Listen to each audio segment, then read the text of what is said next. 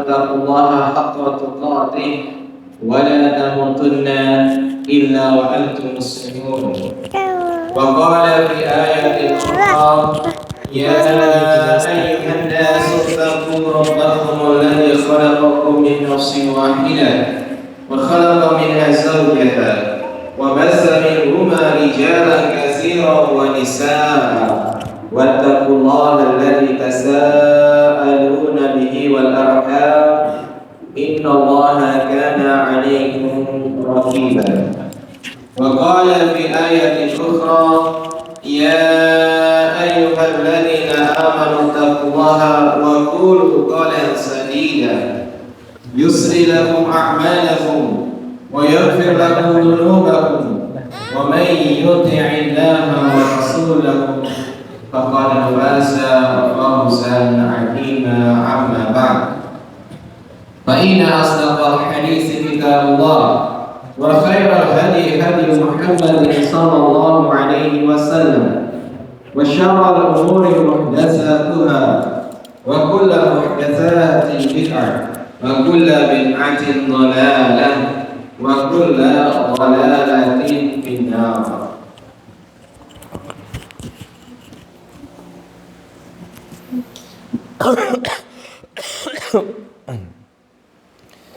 Bapak Ibu yang dimuliakan oleh Allah, jamaah Masjid Mujahidin, sehat semua nggih Bapak Ibu nggih? Alhamdulillah. Alhamdulillah pada malam hari ini kita masih bisa melakukan sebuah aktivitas yang luar biasa. Sebuah aktivitas yang dengannya kita akan dimintakan ampun oleh para malaikat, bahkan oleh para hewan sekalipun, yaitu menuntut ilmu. Apalagi thalabul ilmi ini dilakukan di salah satu rumahnya Allah, sehingga berlapis-lapislah keutamaannya. Bapak Ibu yang dirahmati oleh Allah, pada malam hari ini kita akan melanjutkan kajian kita mengenai bab al-mash 'alal khuffaini, yaitu sebuah bab yang berbicara mengenai mengusap sepatu. Mungkin bagi kalangan orang Indonesia itu masih aneh ketika kita berwudu dengan posisi memakai sepatu, apalagi sepatunya dipakai dan tidak dilepas. Nah, ini akan terasa asing di telinga kita karena tidak pernah dipraktekkan. Cuman perlu untuk kita ketahui, seandainya ada orang yang mempraktekkan, sehingga kita tidak merasa aneh dan merasa oh itu syariat dari mana, itu Islam ajaran apa itu. Akhirnya kita mencela sebuah syariat hanya karena ketidaktahuan kita. Nah, bab al-mashi 'alal khuffain, bab mengenai mengusap dua sepatu, diawali dengan sebuah hadis dari seorang sahabat yang bernama Al-Mughirah bin Syu'bah.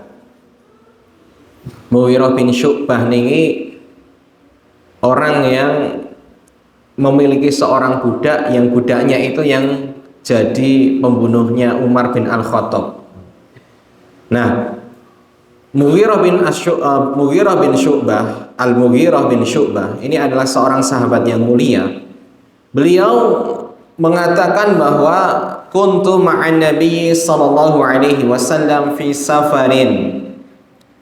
Aku dulu pernah mendampingi Rasulullah sallallahu alaihi wasallam dalam sebuah safar atau perjalanan. Fa ahwaitu li anzi'a khufaihi. Maka ketika datang waktu sholat, saya ini menundukkan badan, kemudian ingin melepaskan sepatunya Rasulullah Sallallahu Alaihi Wasallam. Jadi beliau ketika datang waktu sholat menghampiri Rasulullah dan berniat untuk melepas sepatunya beliau. Jadi ini sebuah khidmah dari sahabat yang luar biasa terhadap Rasulullah SAW. Kemudian Rasulullah mengatakan da'huma, tinggalkan dia, maksudnya dua sepatu beliau.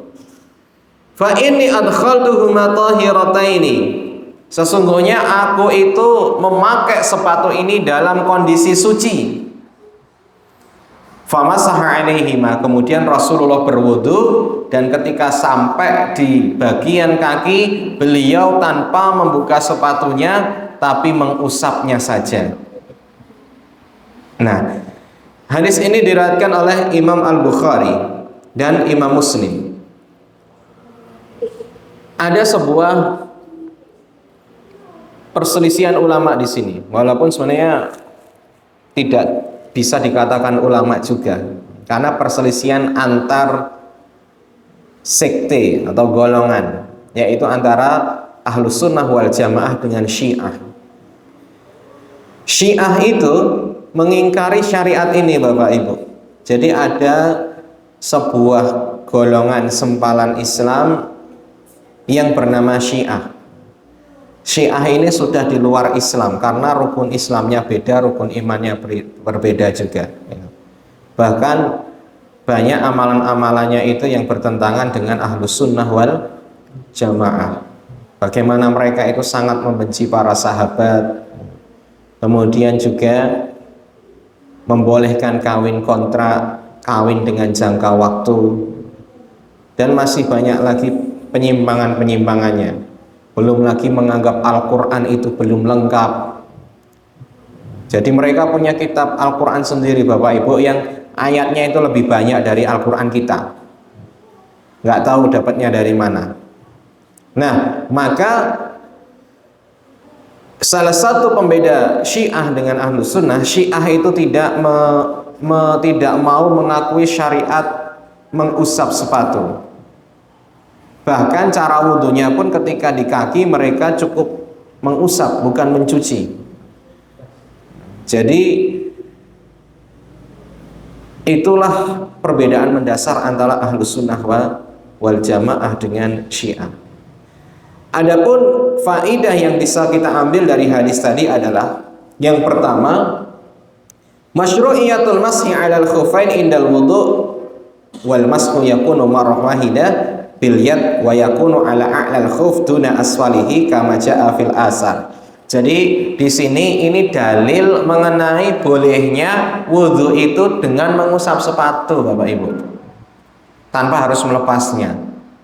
Tapi dengan syarat dia itu ketika pakai sepatu dalam kondisi masih suci.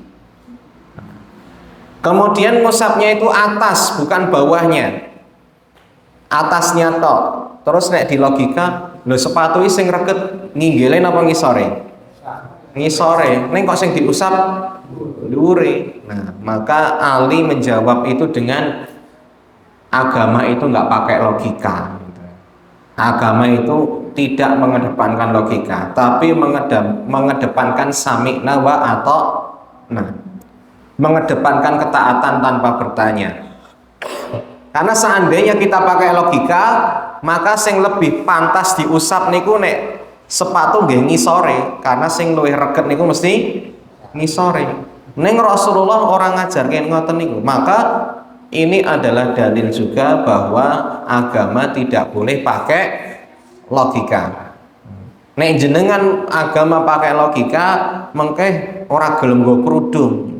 Karena apa? Kerudung niku dinggo niku pakaiane wong Arab amarga akeh pasire tur panas ngene. Dalam artian untuk menghindari debu-debu.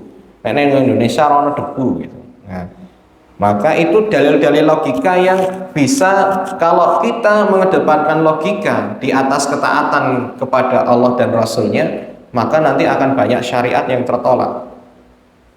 Nah, kemudian selanjutnya isyaratut thaharah lil masyi 'alal khuffain. Kalau jenengan mau nerapkan ini Bapak Ibu, syaratnya yang pertama itu harus dalam kondisi suci ketika memakai sepatunya. Dan ini mungkin bisa dipakai untuk jenengan yang kerjanya di hutan, kayak TNI misalkan di hutan beberapa hari gitu, okay? Atau jenengan ada kegiatan naik gunung, sing itu makan waktu berhari-hari. Ini cocok untuk dipakai, tapi syaratnya ketika pakai sepatu jenengan harus dalam kondisi suci. Kemudian selanjutnya adalah istihbabu khidmatil ulama wal fudala. Di sini Bapak Ibu kita diajarkan untuk berkhidmah atau melayani orang-orang yang kita anggap berilmu maupun orang-orang yang kita anggap utama. Nek sing berilmu itu ya guru-guru kita, kiai-kiai sepuh kita. Nah, itu harus kita hormati, kita khidmati. Kalau yang utama berarti orang tua kita. Karena kita itu bisa seperti ini karena adanya orang tua Bapak Ibu. Kemudian mungkin juga orang-orang yang sepuh di antara kita. Karena Rasulullah mengatakan laisa minna man lam yuwakir shagirana man lam yarham shagirana wala yuwakir kabirona. Bukanlah orang Islam golongan kami yang tidak menyayangi anak kecilnya dan tidak menghormati orang tuanya. Jadi kita itu kalau sama orang yang lebih tua dari kita harus hormat, harus menghargai. Nek sama anak yang lebih muda dengan kita harus menyayangi, merangkul, ngemong gitu nggih. Jadi tidak memanfaatkan ketuaan juga tidak semena-mena dengan kemudaannya. Nah, selanjutnya di sini juga, tapi ingat ya Bapak Ibu, memuliakan jangan sampai berlebihan juga, nggak boleh hulu. Contohnya apa? Kita memakai bekas air wudhunya untuk dipakai nyari berkah itu naik sudah masuk ke tabaruk itu sudah nggak boleh, karena yang boleh ditabaruki itu hanya Rasulullah Sallallahu Alaihi Wasallam. Mohon maaf, Rasulullah itu bahkan air ludahnya itu juga berberkah itu. Nah nek kita itu ya karena banyak dosanya ya nggak sampai tahap itu Bapak Ibu. Jadi kalau sama kiai kita itu ya cukup sampai tahap menghormati tanpa lebih dari itu. Nek misal jenengan nyari berkah dengan minumannya, kemudian jenengan minum itu masih dalam tahap toleransi. Tapi nek airnya itu diyakini sampai bisa menyembuhkan, bikin apa gitu, mendatangkan manfaat, nah itu nggak boleh. Jadi jangan sampai hulu. Misal kok ada sendalnya ditatakan, nah itu nggak masalah. Dibawakan tasnya itu nggak masalah, itu bagus. Karena bahkan itu harus, ya. Karena itu salah satu bentuk khidmah. Ya. Kemudian selanjutnya ja'a fi ba'di riwayat hadal hadis anna dzalika fi ghazwati Tabuk. Nah, di dalam riwayat yang lain disebutkan safarnya Rasulullah ini adalah ketika sedang perang Tabuk. Kemudian masih ada satu hadis singkat lagi mengenai Masul Khufain, yaitu dari Hudzaifah bin Al-Yaman. Beliau mengatakan, "Kuntu ma'an Nabi sallallahu alaihi wasallam fi safarin." Dulu aku pernah bersafar dengan Rasulullah sallallahu alaihi wasallam. Fabala wa tawadda'a wa masaha ala khufaihi. Kemudian beliau itu kencing, kemudian otomatis kan batal wudunya. Nah, kemudian beliau wudu, ternyata beliau wudunya itu sepatunya nggak dilepas, tapi tetap dipakai dan cukup diusap dengan air sekali saja. Nah, di sini hadisnya sebenarnya panjang Bapak Ibu, cuman nanti di dalam hadis ini ada keterangan mudahnya, waktunya. Jadi jenengan kapan boleh mashul khufain, ngusap sepatu, nek dalam kondisi safar itu selama 3 hari maksimal. Nanti nek sudah 3 hari harus dibuka, kemudian wudhu biasa dipakai lagi. Nah nanti 3 hari lagi jenengan boleh mashul khufain. Kalau kondisi mukim kayak gini, nggak kemana-mana, itu 1 hari 1 malam, artinya berlaku untuk 1 putaran sholat dari subuh sampai isya gitu. Nah, itu nek mungkin nek teng mriki mboten terlalu butuh kondisi kayak gini. Tapi kalau di Arab yang musimnya ekstrim atau mungkin di Eropa, nah es dan sebagainya, wudhu niku sangat berat kalau harus kena air terus dalam sehari 5 kali gitu. Mungkin dia atau di mana di Eskimo atau di kutub utara dan selatan gitu. Nah itu kan nek lepas sepatu nanti malah bisa bahaya. Nah maka itu bisa dipakai. Nah Islam niku niki bukti, salah satu bukti Islam niku lengkap Bapak Ibu. Islam niku nggak diturunkan untuk orang Arab, Islam nggak diturunkan hanya untuk orang Indonesia, tapi Islam diturunkan untuk seluruh dunia. Sehingga apa, syariatnya itu mengakomodir seluruh kondisi kebutuhan umatnya. Jadi sing dipikirkan niku mboten umat sing teng Arab tok, mboten umat sing teng Indonesia tok, mboten sing teng Eropa tok napa teng pundi mawon gitu. Tapi semuanya Allah pikirkan. Sehingga mungkin kita merasa syariat ini nggak terlalu napa niku nggih, penting di sini gitu. Maksudnya tidak terlalu sering untuk dipraktekkan. Kita tidak terlalu butuh dengan syariat ini karena air juga banyak di sini. Tapi nek di luar sana Bapak Ibu, ada kondisi di mana bisa jadi mereka butuh syariat ini. Sehingga ketika butuh sudah ada aturannya. Ada sedikit pertanyaan, apakah bisa kaos kaki niku diumpamake dengan sepatu? Karena ibu-ibu, mohon maaf ya, yang apa namanya, yang senantiasa pakai kaos kaki nggih. Nah, itu kadang merasa berat juga kalau harus lepas napa niku? Lepas kaos kaki gitu nggih. Apalagi misal jenengan tesih umroh atau haji ngepasi musim dingin. Nah, itu kan nggih berat niku. Nah, maka ada beberapa ulama yang mengkiaskan membolehkan untuk ketika memakai kaos kaki bisa dihiaskan ke khuf. Tapi ada juga yang mengatakan bahwa khuf itu berbeda dengan kaos kaki, karena khuf itu lebih tepatnya ke sepatu.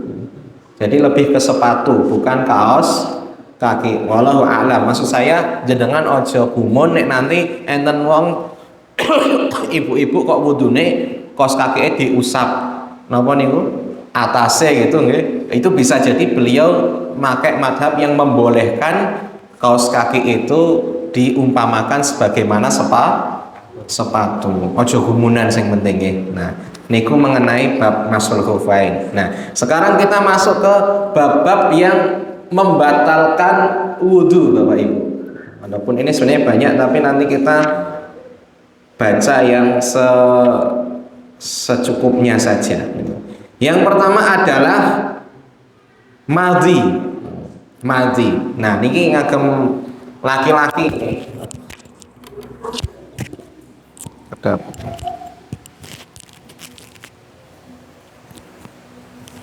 Jadi laki-laki niku harus tahu Bapak Ibu. Nek nopo, nek kita itu punya 3 cairan yang mohon maaf keluar dari kemaluan. Sing pertama jenenge mani, sing kedua jenenge madhi, yang ketiga namanya wadi. Bentene napa? Nah niki nek ning fikih dibahas gitu. Niki mboten saru, mboten porno nggih. Ning kedah ngertos gitu. Termasuk bapak ibu niku nek duwe anak cilik niku kudu ngerti kapan mulai mimpi basahe. Kenapa? Karena itu tandanya semenjak itu dia sudah wajib sholat. Jangan sampai dia sudah wajib sholat jenengan nggak tahu. Jadi dipantau. Nek wong wedok gampil, nek wong wedok kan metu getahe. Nek wong lanang niku metu banyune. Lah nek wong lanang ngerti tangi turu teles niku dikira ngompol, mesti isin terus diumpetne gitu. Nah, nek wong tua niku kudu ngerti gitu. Jadi ya minimal diedukasi anake. Nanti nek kamu kok misal bangun basah celananya terus kok nggak bau pesing, bilang ke abi ya gitu. Contohnya gitu. Nggak usah malu. Gitu. Nek pesing ya berarti pipis niku nggih. Ngompol gitu. Nek orang ngompol niku Bapak Ibu jenengan kedah ngertos nggih. Nah, jadi nek teng fikih niku bahkan mohon maaf, mengke nek wong lanang niku dibahas ciri-cirine nopo, bentuke piye. Nggih matur suwun jazakumullah. Nggih. Warnane pripun niku dibahas. Nek wong wedok niku getih. Getih niku mengke enten jenisnya nopo, konsekuensinya seperti apa, warnane piye, kapan sucine, kapan kotore. Nah niku semua nanti dibahas. Nah kita sekarang bahas madhi dulu. Madhi niku cairan bening atau istilahnya cairan pelumas yang keluar ketika syahwat itu melonjak, Bapak Ibu. Jadi nek bahasa biologi ini niku cairan rubrikan atau cairan pelumas. Sebelum berhubungan badan itu, kemaluan itu otomatis akan mengeluarkan pelumas sebelum mengeluarkan mani. Nek mani niku cirine nggih, mani niku cirine kental, putih, baunya khas, dan kalau keluar niku lemes karena itu dari intisari tulang belakang manusia. Nek madhi mboten, nek madhi niku bening, lunyu ora ana ambune gitu. Nek metu ya ora marake lemes karena itu bukan saripati. Nah, nanti beda hukumnya. Nek mani niku suci, ning marake mandi besar. Mani niku suci, tapi konsekuensinya kudu mandi besar. Nek madhi niku najis, ning ora perlu mandi besar. Cukup wudu saja. Nah, niki akan kita bahas nih. Dari Ali bin Abi Thalib, beliau mengatakan kuntu rajulan madha. Nah, saya ini seorang laki-laki yang sering keluar madhinya. Ali niku Bapak Ibu niku mantune Rasulullah. Beliau itu seorang laki-laki yang terkenal dengan kekuatannya yang luar biasa. Jadi Ali niku memang otote niku kuat, nek duel niku menangan, nek gelut menangan. Dan beliau memang diakui kekuatannya, sering menjadi panglima perang. Nah, biasanya wong sing kuat-kuat niku mudah untuk mengeluarkan madhi. Tapi ya nanti tergantung kondisi tubuhnya juga. Tapi nek wong keluwihan tenaga niku biasane gampang ngetokne madhi, mudah terangsang. Nah, fastahyaitu an as'ala Rasulullah sallallahu alaihi wasallam limakani ibnatihi minni. Saya itu pingin tanya aslinya sama Rasulullah. Cuman karena saya ini punya istri anaknya Rasulullah alias mantune Rasulullah, saya malu.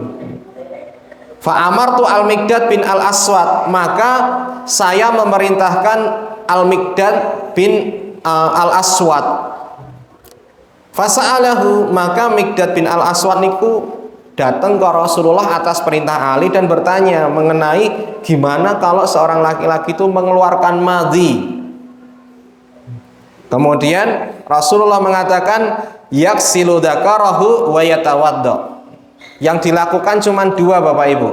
Pertama, dicuci kemaluannya, kemudian wudu lagi. Jadi dicawii terus wudu niku tok, kados pipis. Statusnya kados pipis, najis, cukup dibersihkan kemudian wudu. Dan di riwayat Bukhari dikatakan iksil dzakarok wa tawaddo, cucilah kemaluanmu dan wudu saja. Atau di riwayat Muslim dikatakan tawaddo waddah farjak, silahkan kamu wudu lagi dan cukup diperciki air kemaluanmu. Nah, di sini Bapak Ibu ada beberapa hal yang harus kita perhatikan. Apakah ini mohon maaf ora saru nggih gitu, mboten saru. Tapi kedah dibahas nggih, ilmu gitu. Allah itu tidak malu dalam membahas kebenaran. Perbedaan ulama itu ada ketika apa? Apakah wajib mencuci seluruh bagian kemaluan atau cuman yang diterkena madhi saja?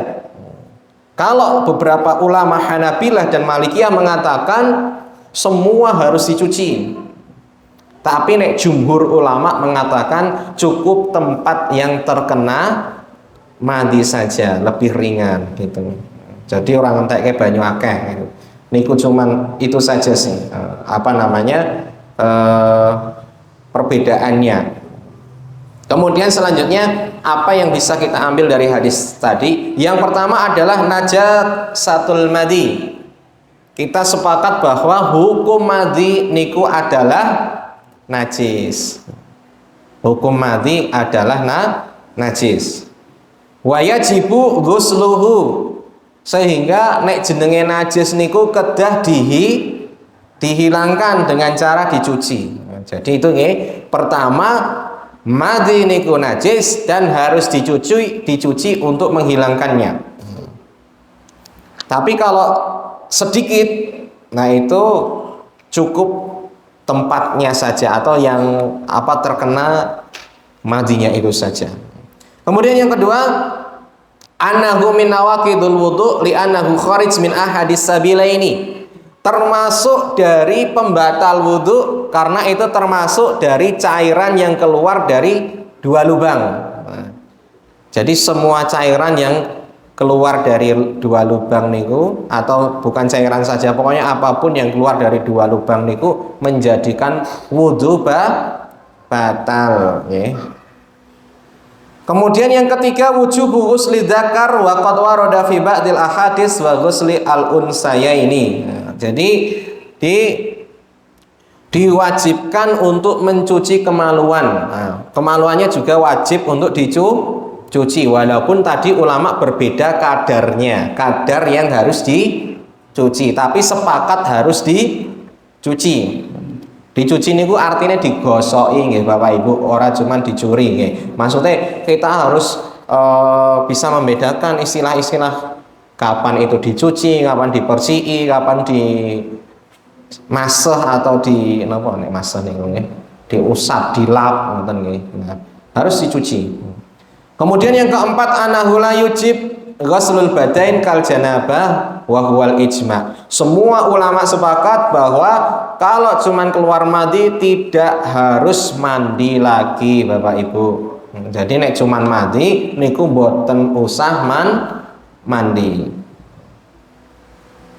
Kemudian yang terakhir, layak fi izalatil madi al ijtimar bil hijarah. Nah, bedane najise madi dengan kencing atau buros atau BAB niku, nek madi tidak bisa dicucikan dengan batu atau yang lainnya yang semisal dengan batu, tisu atau apa, itu nggak bisa, harus dengan air. Niki penting ya Bapak Ibu, kecuali darurat. Nek darurat yo benten ya. Nah, tapi nek misal ada air wajib pakai air. Nah, kemudian selanjutnya itu madi nggih.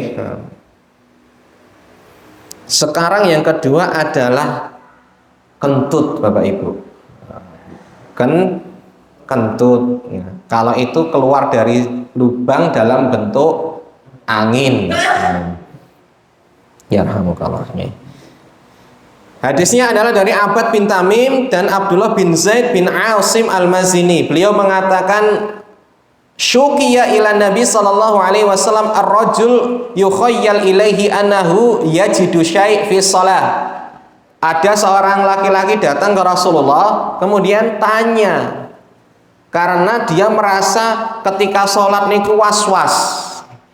Bahkan aslinya, mohon maaf Bapak Ibu, ada jin sing tugase niku khusus nyebuli niku nyebuli gitu, meniup duburnya orang gitu.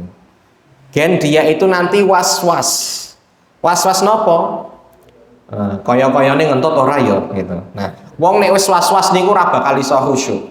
Karena nanti sepanjang sholat dia akan mikir batal ora ya gitu. Nah, nek kondisi kayak gini, kita harus mengikuti tuntunan Rasulullah untuk menghilangkan keraguan-raguan tadi. Nah, apa jawaban Rasulullah? la yansarif hatta yasma'a sautan au yajida rihan.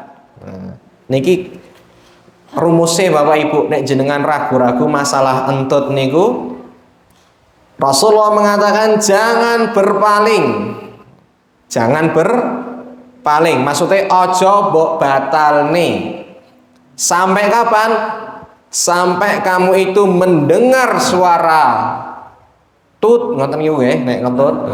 Atau mendapati bau, kan biasanya nek ra metu ana niku suarane ambune sing sing luar biasa nggih. Jadi indikasi entut niku dari dua. Suara, biasanya suarane banter rapate mambu gitu. Atau bau, biasanya ra ono suarane mambu nggih. Nah, pokoke dua niki. Nek dua niki mboten ketemu, ora usah ragu-ragu, tandane salate jenengan lanjut kemawon, jenengan mboten ngentut, mboten batal. Apa yang bisa diambil dari hadis tadi? Yang pertama adalah al-qaidah al-amah wa hiya annal asla baqa'u makana ala makan. Niki nek jenengan seneng fikih, niki namanya kaidah usul, bukan usul nggih. Ini qawaidul fikih namanya. Al-aslu baqa'u makana ala makan. Hukum asal itu sesuatu itu ya tetap pada hukumnya sebelum berubah menjadi yang lain. Dalam artian ngeten. Nek jenengan niku mangkat teng masjid niku kondisi suci, ya wis salawase suci sampai jenengan yakin mengke enten sing batal nih. Nek ana ragu-ragu mboten usah digagas. Jadi kita itu harus membangun sesuatu di atas keyakinan. Maka kalau sudah yakin suci nggak batal, ya udah.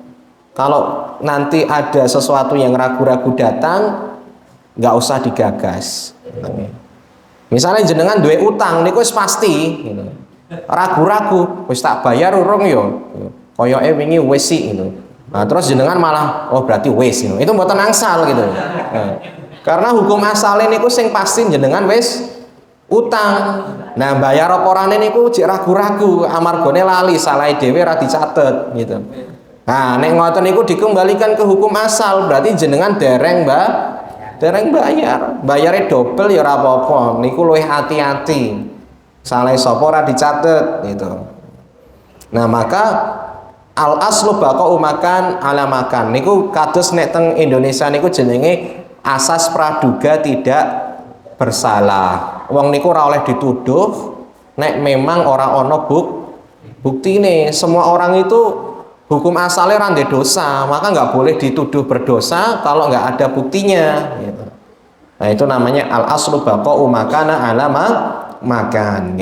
Kemudian selanjutnya yang kedua annal mujarrad asyak fil hadas la yubtilul wudu wala shalah. Masalah hadas kalih najis niku benten nggih Bapak Ibu nggih. Hadas niku ketika kita mengeluarkan sesuatu kemudian napa niku batal niku jenenge hadas. Makanya ada hadas besar, ada hadas kecil. Hadas besar niku sing konsekuensine wudu, hadas kecil niku sing konsekuensine wudu, hadas besar niku sing konsekuensine mandi. Mandi. Saya pernah baca di sebuah pondok niku kamar mandine kleru le nulisi gitu. Setelah hadas besar tolong disiram gitu. Hadas besar niku kan bukan BAB Bapak Ibu. Buang air besar niku hadas kecil. Karena dia cuman konsekuensinya wudu. Ojo mentang-mentang podo-podo besare terus dipadane enggak. Hadas besar niku ya hubungan badan, kemudian haid, nifas niku hadas besar nggih. Nah, Bapak Ibunya dirahmati oleh Allah, nek hadas niku yang keluar dari tubuh kita, nek najis niku sing kotoran sing ning jaba niku disebut dengan najis ya. Nah, di dalam hadis tadi nek sesuatu berkaitan dengan hadas, entah itu kadang niku enten sing perasaan boten ngentut tapi koyok keluar pipise niku nggak enten nggih.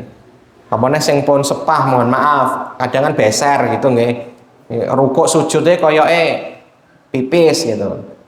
Ana tiyang sing guyu wae ngompol Bapak Ibu gitu. Wahing kuwi ya metu ngono. Lah niku ya enten gitu. Pone wis nglairke biasane rame wis dol gitu. Nah niki jenenge ragu-ragu nek ngoten niku. Dalam artian semua hadas kalau sifatnya ragu-ragu maka tidak boleh digagas gitu. Dalam artian jenengan harus tetap yakin bahwa wudune dereng batal. Makanya kenapa kok jenengan niku misal wong-wong sing beser niku nek bar wudu kok disirati banyu bagian celanane pas kemaluane niku nggih napa? Kene ana bekas niku prasangkane niku ning aire gitu loh untuk menghilangkan keraguan. Nek sing jek nom-nom nggih mboten sah gitu. Kemudian yang ketiga, tahrimul insirah minas salat li ghairi sababin bayinin. Niki Bapak Ibu, batalke salat niku nggak boleh sembarangan, harus dengan sebab yang jelas. Nek soalnya gempa niku jenengan milih salat terus napa melayu Bapak Ibu? Nah, niku nek tinjauan fikih malah dikon melayu, wajib melayu niku Bapak Ibu. Nggih. Karena apa namanya, pertama jenengan nek wis gempa ngono ora bakal iso khusyuk. Mesti wis bingung itu. Ana sing makmum niku mlayu ning kok jek ana sing salat balik meneh gitu. Ya wis batal kaya ngono kuwi, ngopo dadak melu meneh gitu. Wis mlayu wae gitu. Jadi nek kados ngoten niku nek secara fikih Bapak Ibu jenengan malah kedah mlayu karena itu jiwa sudah terancam. Salat niku Allah ciptakan ada tenggang waktunya. Dan itu bisa jenengan lakukan di luar, di lapangan dengan hati yang lebih khusyuk. Karena apa? Sholat nih nggak khusyuk niku juga nggak diterima sama Allah. Maka nek misalkan sebabnya jelas kaya ngoten nggih dibatalke mawon. Dibatalkan. Jadi kalau kita itu napa niku? Misal jenengan sandinge napa niku ngempet pipis gitu ya. Kok ngempet pipis? ngempet entut terus nama niku metu ngoten niku lah. Lah biasanya kan ra iso nahan guyu ngoten niku. Lah nek wis ana sing guyu setunggal biasane nular nggih. Lah nek guyu niku genah batalne gitu. Guyu nek sampai ngekek itu membatalkan salat. Tapi nek jek senyum-senyum tok jenengan saged nahan niku dereng batal Bapak Ibu gitu. Neng ampun kados cah cilik, nek cah cilik nek iso ngempet ning pas sujud dilampiaskan guyu gitu. Nah itu nggak boleh. Jadi nek udah guyu, jelas guyu batal. Neng niku mboten batal wudu nggih nek guyu. Batal salat tok. Nek wudune mboten nggih. Jadi salat itu tidak membatalkan wudu. Salat kok nggak membatalkan guyu, mohon maaf. Guyu tidak membatalkan sholat, tidak membatalkan wudhu, hanya membatalkan sholat. Ya, intinya tidak boleh sembarangan batalke sholat. Kados wong niku enten Bapak Ibu sing batalke sholat mau goro-goro takbire ora bareng kan oleh ngangkat tangan gitu nggih. Dia bolak-balik gitu, dipasne gitu. Padahal kan enggak, Islam itu tidak seberat itu. Jadi Rasulullah itu tidak pernah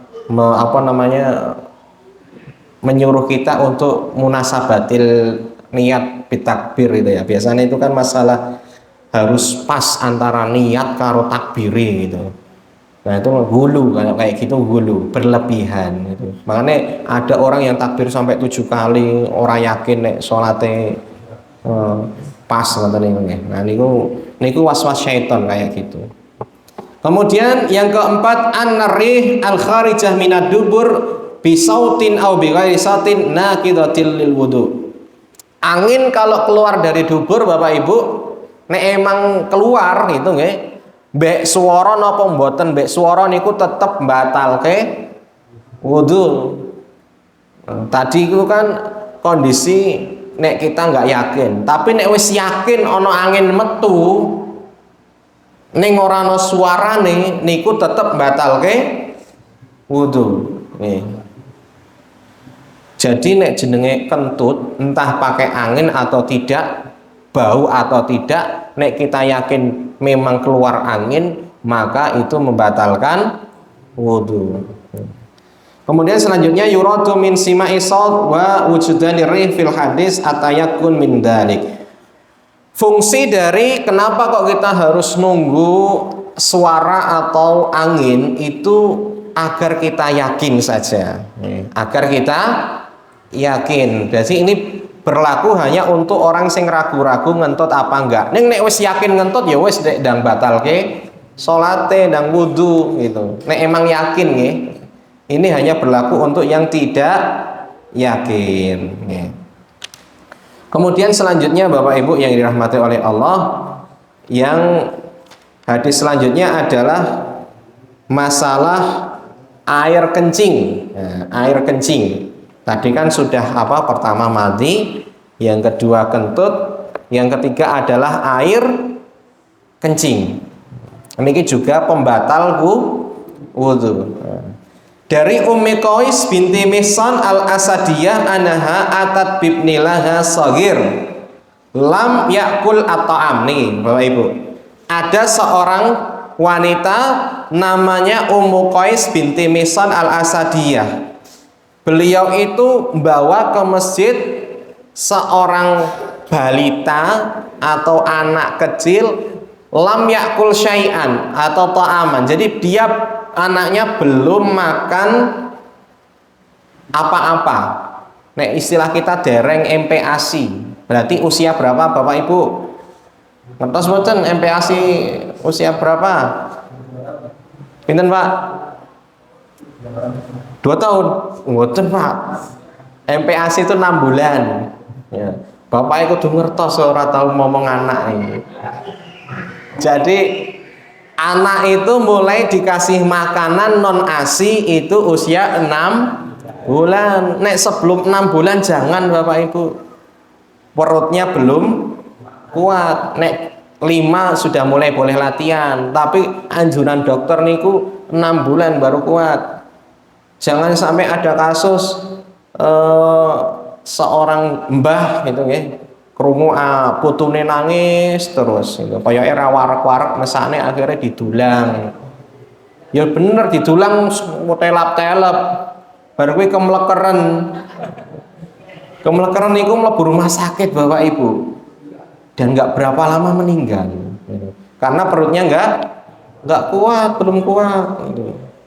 Apalagi saya pernah lihat video napa niku wong bapak-bapak niku ngeki tutorial gen bayine warak gitu nggih. Ijek usia sebulan wis didolang bubur sun niku lho Bapak Ibu.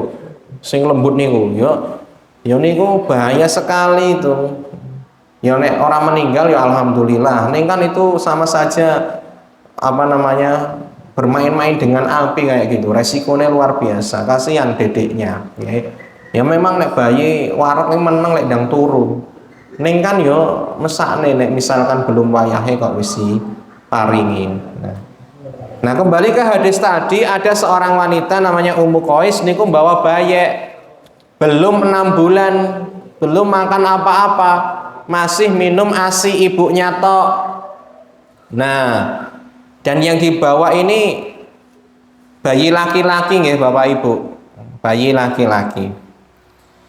Ila Rasulillah sallallahu alaihi wasallam fa ajlasahu Rasulullah sallallahu alaihi wasallam fi hijrihi. Kemudian ternyata ketika ketemu Rasulullah ambil anak itu dan digendong sama Rasulullah. Jadi jenengan bapak-bapak niku aja anti kalih cah cilik gitu. Biasane bapak-bapak niku rada males gendong bayi gitu. Nek mbah-mbah malah sekalian, nek putu malah seneng gitu. Nek anak dhewe kadang ya priye ya gitu nggih. Wis kesel ngoten apa priye gitu nggih. Jadi kadang ini ora pati semangat nek mbek anake dhewe. Nek mbek putu malah semangat nggih. Nah, nek sudah kemudian setelah didudukkan sama Rasulullah, dipangku sama Rasulullah, fabala ala saubihi. Ternyata pipis Bapak Ibu. Lah bayi sak monton niku kan zaman semono mboten enten pempes. Dadi nek pipis niku ya tembus. Akhirnya kena bajunya Rasulullah sallallahu alaihi wasallam. Nek saniki jenengan meh gendong sejam ya insyaallah garing, nek ora merucut pempese nggih gitu. Jadi nek sakniki nggo pempes niku garing insyaallah.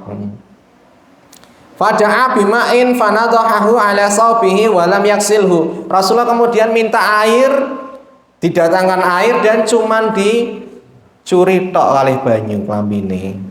Kemudian ya dicuci-cuci sedikit gitu toh. Nah, habis itu sudah Rasulullah sholat pakai baju itu. Nah, jadi di sini ternyata Rasulullah tidak melepas bajunya kemudian dicuci bajunya semua, tapi beliau niku di sini cuman di nadhoha Bapak, menadhohahu ala saubihi walam yaksilhu, cuman diperciki tok tanpa dicuci. Nah, di sini kita bisa ngambil bahwa yang pertama najasatu baulil gulam wa illam yakul at'am li syahwah ini. Pertama, bayi niku pipise najis. Bayi niku pipise najis. Walaupun dia belum makan makanan tetap najis. Buktinya apa? Rasulullah menghilangkannya tapi dengan cara diperciki. Ngeten-ngeten ketok Bapak Ibu. Tapi niku tandane nek niku najis. Tetap najis. Cuman kadare nggak seperti kencingnya orang dewasa. Kemudian yang kedua, kifayatu arrush alladzi la yablugh darajatu jaroyan li tadhiri baulil gulam. Kalau bayi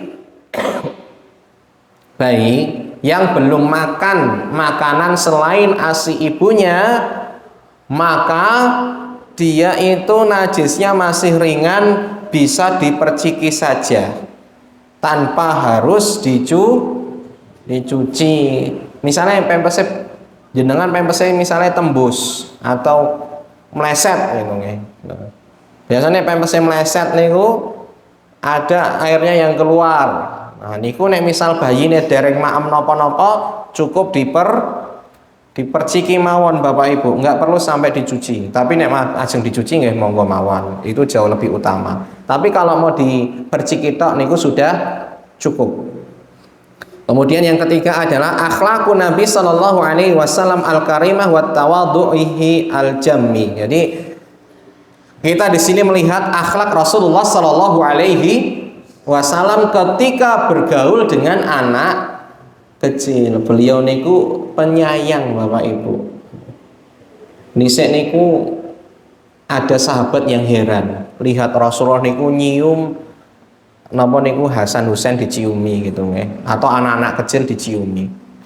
Maka orang Arab itu nyeletuk gitu. Aku ini suwene urip duwe anak pirang-pirang ora pernah tak cium anakku gitu. Maksudnya orang Arab itu masih ada anggapan nyium anak itu tabu untuk laki-laki gitu. Jadi kayak wong istilahnya kita niku kayak wong lanang nangis niku cemen gitu nggih. Jadi seorang bapak nyium anaknya itu apa istilahnya? Itu gaweane mbok sing nyium-nyium niku. Jadi wong lanang itu ya ora nyium ngono. Nah, terus Rasulullah ternyata tidak setuju dengan statement itu. Jadi ya tadi kemudian ada hadis yang mengatakan bahwa tidak dari golongan kami yang tidak menyayangi, tidak menghormati orang tua dan tidak menyayangi anak kecil gitu. Jadi memang kita ini harus punya kasih sayang Bapak Ibu, khususnya untuk anak-anak yang masih belum banyak dosa gitu nggih. Nek anak-anak balita niku kan masih lucu-lucunya. Nek rada gede sithik kan wis nganyelke ngoten niku. Makane nek ora salat oleh dituthuk gitu nggih. Karena wis beling gitu. Tapi nek cilik-cilik ngoten niku disayang. Tapi ya tetap disayang semuanya, nggih disayang semua. Misalkan memukul pun ketika sudah usia 10 tahun tidak boleh pukulan yang menyakitkan ya. Pukulan yang mendidik ya. Nah itu ada perbedaan ulama mengenai bayi ini apakah harus laki-laki dan perempuan atau sama gitu ya. Karena di dalam kisah tadi niku bayi laki-laki Bapak Ibu. Adapun nek perempuan niku perempuan niku ada yang memandang beda itu. Ini sangat sing mengatakan nek perempuan itu tetap dicuci karena apa? Perempuan itu jarang digendong-gendong gitu. Nek di orang Arab itu sing biasanya digendong rono rene niku bayek lanang gitu. Makanya agak ringan karena sering digendongi akhirnya yo mensucikannya cukup di apa niku diperciki nek belum makan makanan pendamping gitu. Ada juga yang alasannya itu karena nek kencinge wong lanang niku berpusat gitu ya, karena sak jalur gitu. Tapi nek kencinge wong wedok niku nyebar gitu. Nah, niku sebuah niku mungkin ya ora ngerti kula nggih. Maksudnya ngono kuwi jarene ulama ngoten niku kok gitu. Tapi intinya sebenarnya nggak ada walau alam tidak ada apa namanya tidak ada pemisahan yang pasti ya karena di situ ya qadarullah niku bayine lanang gitu. Dan apa namanya seandainya memang harus berlaku untuk laki-laki kan Rasulullah pasti menjelaskan gitu. Jadi wallahu a'lam kalau menurut saya ya laki-laki atau perempuan itu sama aja gitu dalam apa namanya dalam hal ini selama yang penting belum makan napa niku belum makan MPASI, makanan pendamping ASI atau di bawah 6 bulan. Wallahu a'lam bissawab nggih. Tapi memang ada di apa namanya di madhab Syafi'i, Ahmad dan Ishaq itu dipisah. Ini hanya berlaku untuk laki-laki. Wallahu a'lam. Yang jelas apa namanya nek di Indonesia niku Bapak Ibu kita air itu sangat mudah nggih. Nek saran saya ya tetap dicuci mawon gitu nggih. Tetap dicuci biar lebih yakin lebih yakin dicuci saja gitu. Karena memang di sini kita segalanya itu dimudahkan sama Allah. Nggih ngoten Bapak Ibu, enten sing ditanyakan napa mboten masalah niki wau, walaupun sebenarnya masih banyak nggih pembatal wudu yang lain. Ada muntah, ada napa niku memesan dan sebagainya, tapi itu nanti di lain waktu insyaallah. Oh, ada 3 madu untuk door prize. Apa nggih pertanyaan ini? Sing napa sing nggih sing sepah sendiri untuk nutrisi nggih. Pak sinten niki? Usianya berapa, Pak? Oh, 17 nggih, gen nganu, gen saged ngaji terus nggih. Nek ngoten nggih sing wedoke basa kramane napa, Bu? Pak. Sing setri. Sing setri nggih, sing sepuh. Sing paling sepuh, Bu. Sinten, Bu? Ngaku mawon, Bu. Nggih. Ora usah isin. Angsal madu niki. Sinten, Bu, sing sepuh sendiri, Bu?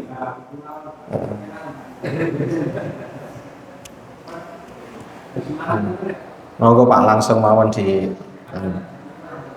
sing paling sepuh. Nah niku monggo. Kemudian yang terakhir niki ngagem Bapak sing nyatet. Sing nyatet setunggal tok soalnya. Ini rezekine jenengan. Sing lainnya dicatat di otak. Kita ada. Insyaallah. Insyaallah. Ayo. Kados Imam Syafi'i niku nggih sregep nyatet. Nggih ngoten nggih Bapak Ibu nggih. Semoga bermanfaat. Kita tutup kajian kali ini dengan hamdalah dan doa kafaratul majlis. Alhamdulillahirabbil alamin. Subhanakallahumma bihamdika asyhadu an la ilaha illa anta astaghfiruka wa atubu ilaik. Saya kembalikan ke pembawa acara.